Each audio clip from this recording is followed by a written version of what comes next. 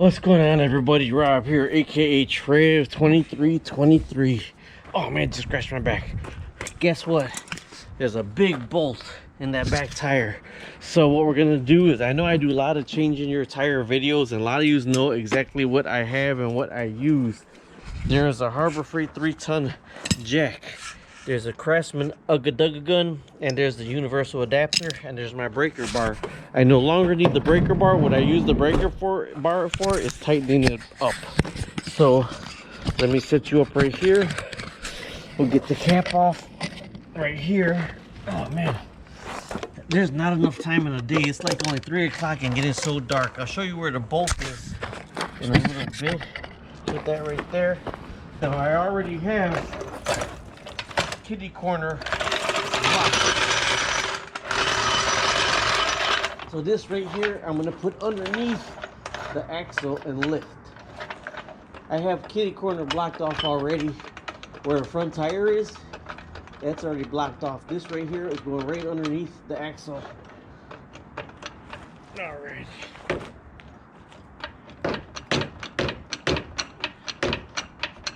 Tire is off the ground. This right here has a button to push, and you should be able to pull it out. So I don't want no cars hitting. Alright, so that's off right there. The jack is under the axle right there, and this got to come out right here. So let me get my Ugga gun. This right here, I told you already, is blocked off on the front. Alright, Ugga gun. I used it for a car last, so this is, I gotta switch it over for the big one.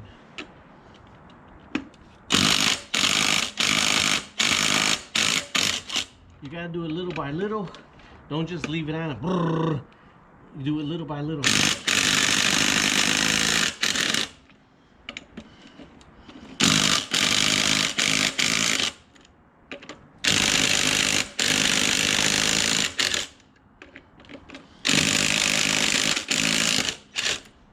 Alright, here's the Ugga gun. See how good these things work? But you need the big battery. That's the big battery that comes with the Ugga gun. Called Ugga gun because that's the sound it makes. Ugga. Alright, so when I get these off, I'll show you where the what is it? I guess I should just turn this off. But you know what? I don't like, if they're really hard and the Ugga gun is hitting, I don't like it getting stuck inside the gun. So I don't got my cup of soapy water yet, but I don't really need it right now. Okay, that's everything off right here. Let me show you where this is at if this comes out. Yep. Perfect. Alrighty. Bam. Right there. Okay, so we're gonna get that out right now. You know, getting that out is almost as good as getting the blackhead out. So let me go ahead and shut this off, and we'll go over here and get. Good thing about where this one is at is it made it all white all around it, so I don't gotta mark it because I don't got tire chalk right now. So let me see if I can get it with some pliers. You already hear it leaking. And with screws and all that, the reality of it is, if you screw them in and like just pull and screw it out, it's coming out. And where that white is, I know when I get the tire off, that's where it needs to be fixed.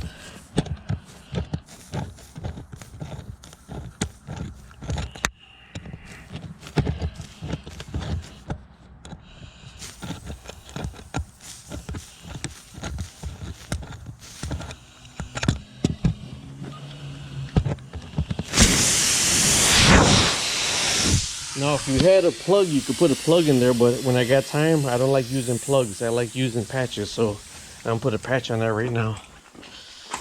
So now, what we're gonna grab next, it's in the dark over here because I still haven't put the lights back on, the power tip lights in the garage. That's coming out right there. Then you're gonna grab one of these right here. I actually set these on the back bumper. This goes I set on the back bumper. And then this, I have extras anyways of the inserts, but you got to pull out the insert right there. So this way, when you press on the with the tire machine, this right here lets the pressure go through right there. Okay, now with this right here, you pull off the weights because we're going to rebalance it. So it hooks around the weight and it pulls the weights off. And get the other side. There was no weights on that side. So let me put this stuff down. I'll be right back with you. Alright, I'm in my garage. You see I got my light. I'll show you my Ozark Trail light. I love that light. But this is my Atlas tire balancer right here.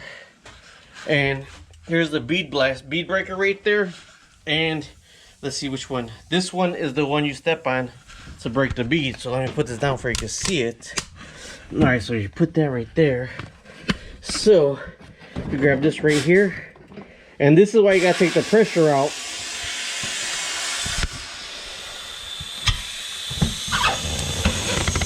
Okay.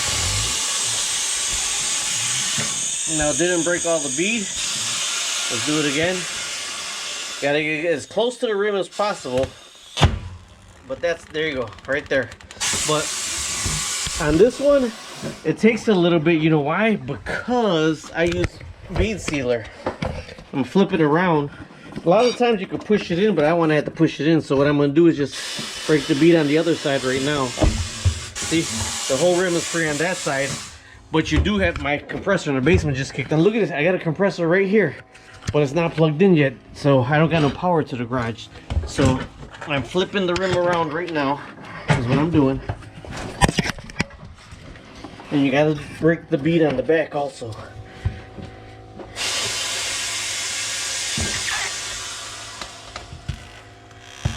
There it goes, it's going, it's going. Come on, come on, come on, come on. See? That's because I have a bead sealer on it.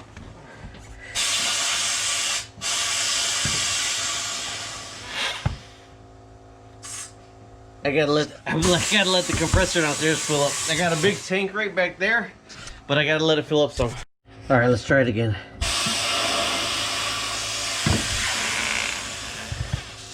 There it goes, it's going, it's going, it's going.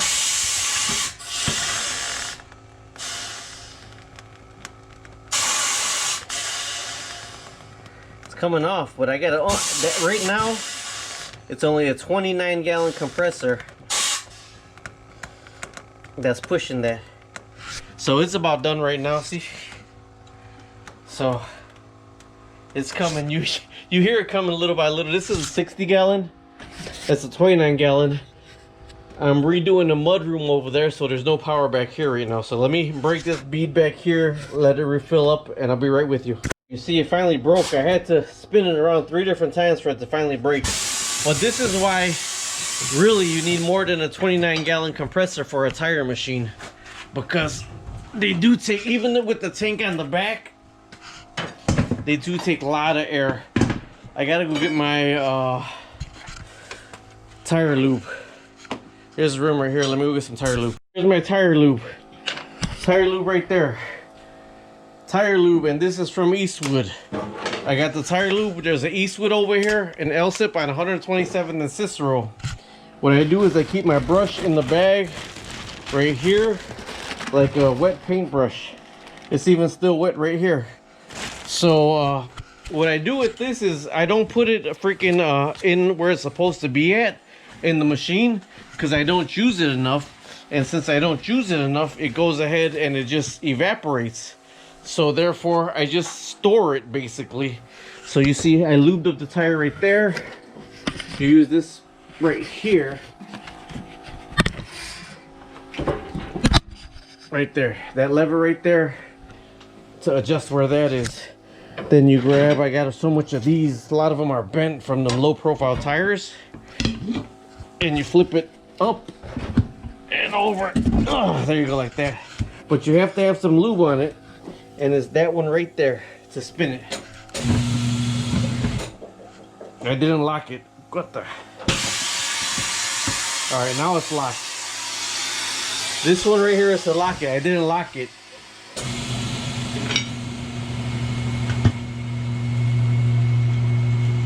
I did that before with a low profile tire, and this whole arm popped and almost hit me. So you really got to be careful. I'm just rushing shooting this video, and actually I told my wife I'll take her to dinner, so I'm really rushing right here. Okay, so now you got to lean the tire over some, and this way you got to make sure both beads are broken, because you got to lean the tire for this way, because you got to get the bar underneath here. But in this aspect right here, it's going to come over, so make sure you got, I loop this right here so the tire can spin. Okay, so you're going to use the same crowbar, and you're going to try to get underneath and get the bottom lip. Let's see. All right, I got to put you this way, guys. Sorry.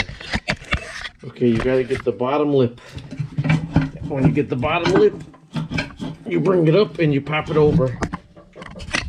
The bottom lip, and you pop it over, and then you press this one right here again. That one.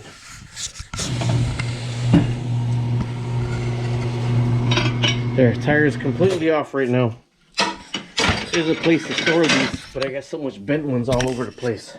So let's get this tire out of here so we can get this patched.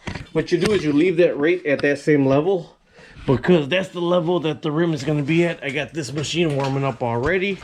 And let me show you this. I gotta weld this together, but this is a Harbor Freight. This is a Harbor Freight tire changer, but also this locks the tire so you can fix the flat. So you're normally supposed to mark where the flat is, but of course this is a really bad one right here, so we know exactly where that's at. Let me put this over here so you can see what I'm doing now. Okay. So with this right here, you gotta put this on the bottom. Ugh. I see the hole all the way through the tire. Over here. A lot of people mount these on pallets.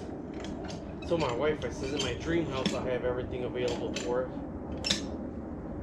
Okay. Let me move this somewhere else because it's not flat. That's why they mount on pallets. Let me show you where it's at. Okay, so you can see right there where the hole is at. So what we got to do with this right here, we got to scuff that whole thing, but you're not getting in there too much because you don't want to expose the steel belts, because then they'll start to rust.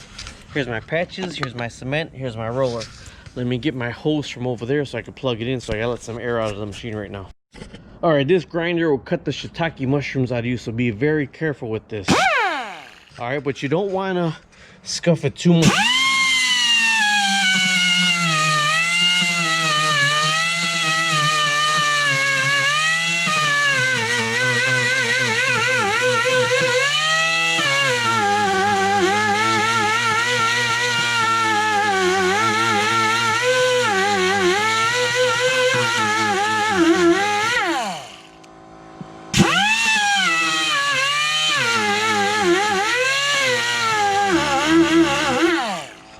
Done. That's all you need. Let me hook this back up to the other machine while I'm getting that ready.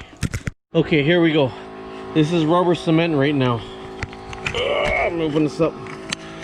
See if you can see in there, this is rubber cement.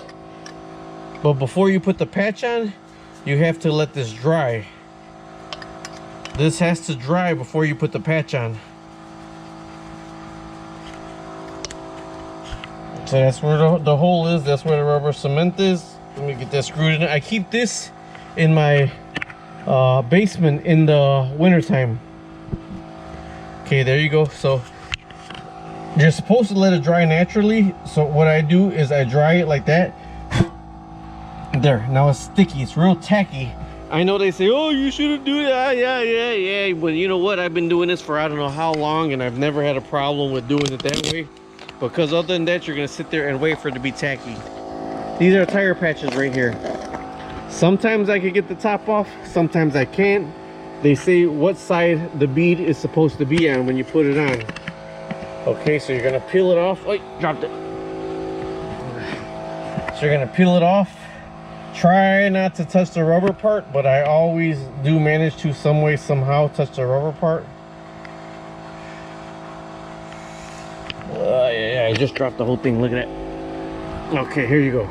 It's coming off right here. All right, one side, and then I'm trying to grab the other side and not touch too much of it, because let me show you what's gonna happen.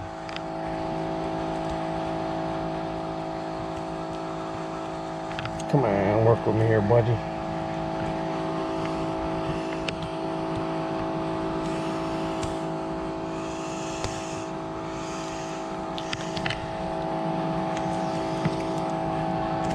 I'm gonna need to get another patch because this one's alright, it seems like it's okay.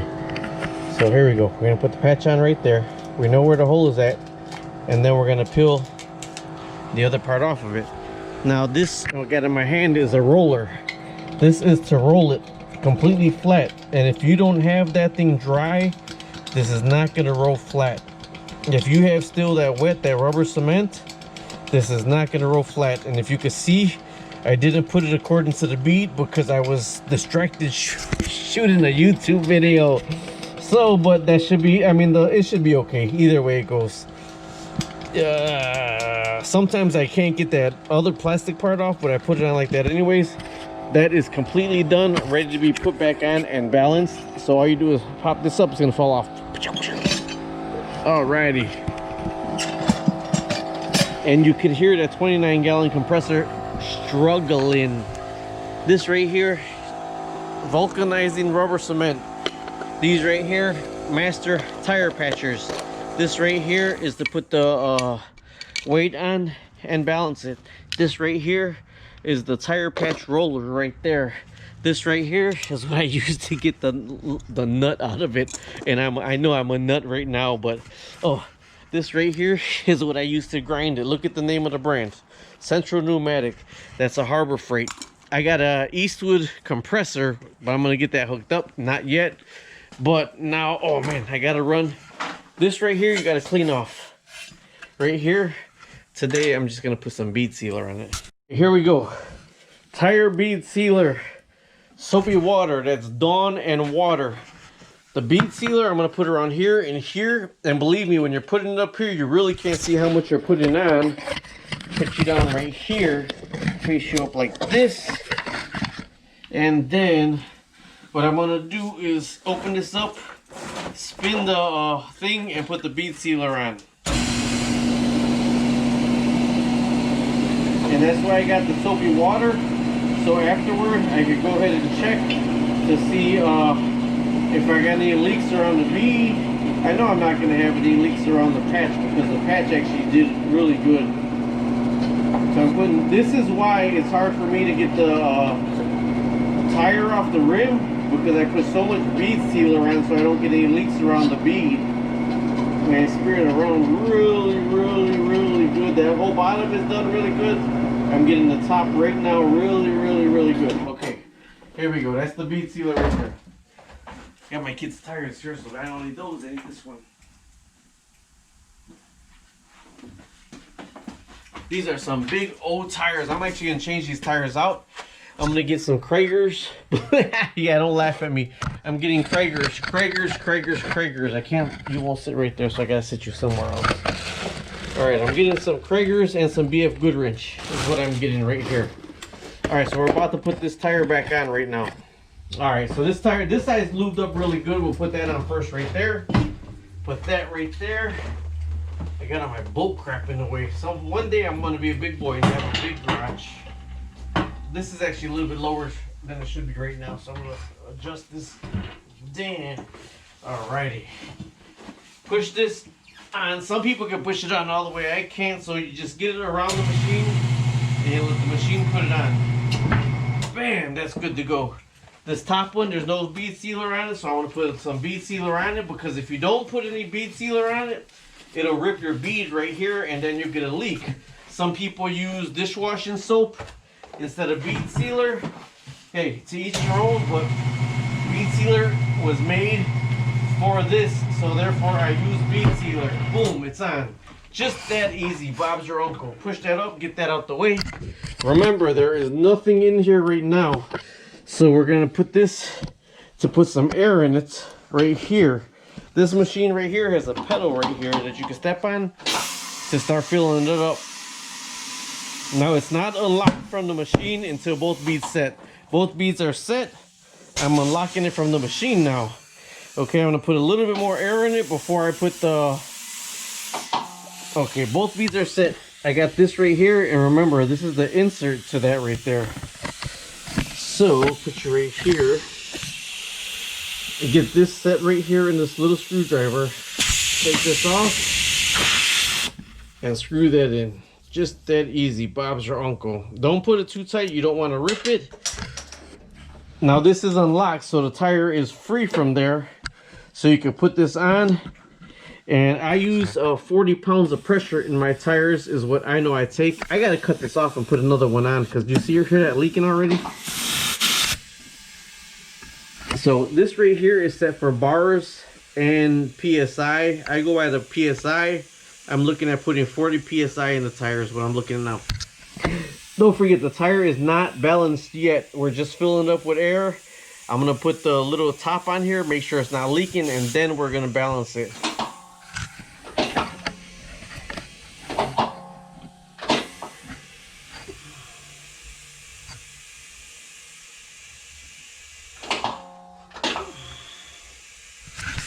These are 235 70-15s. I'm actually going to go down to 225s. I got these are my back tires because sometimes when I self-launch, I put the emergency brake on and I'm only held by the back tires. That's the only thing holding me on when I'm self-launching or retrieving the boat.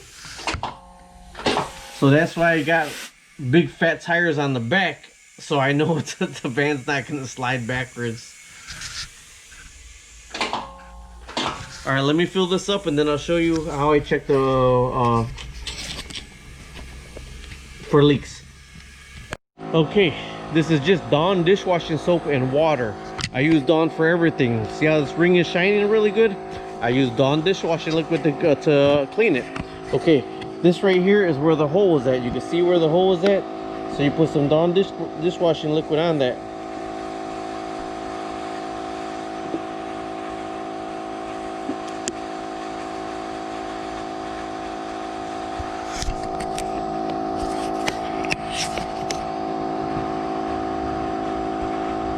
Okay, so it's not forming. You would see a lot of bubbles forming. I don't know if you can hear me, that 29-gallon compressor's over there. But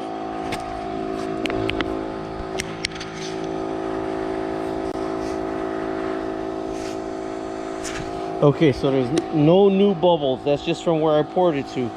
That's only from where I poured it to, nothing new, so that's not leaking. Then you set it down right here and you check your wheel stem. Okay,